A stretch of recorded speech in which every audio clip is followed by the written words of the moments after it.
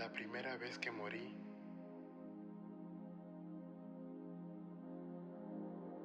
I'm Carlos, I'm 30 years old and I'm a performer and poet based in Basel. My practice consists of mostly bodily movement and poetry and prose.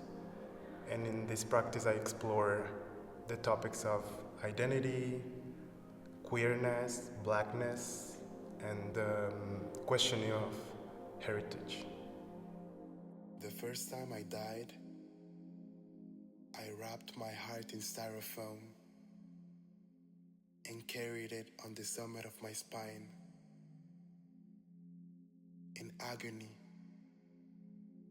mummified in false peace, embalmed pain,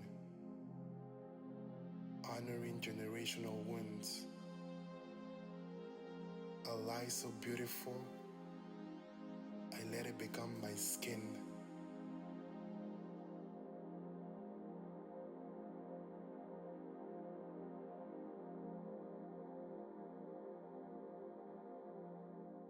The first time I died was actually initiated almost 7 years ago. It was the first time I went back to my homeland, Ecuador, as an adult. And so I witnessed and understood many things that I wasn't aware of.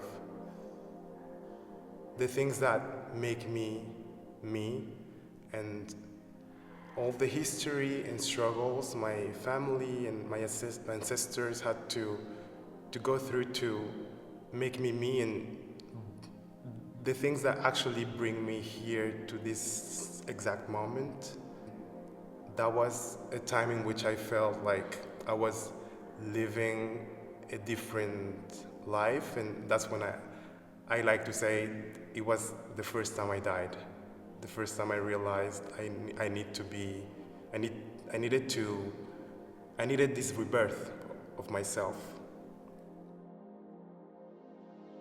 There I was, heir to unspoken grief. A monument molded out of the mirror of those who lost before me.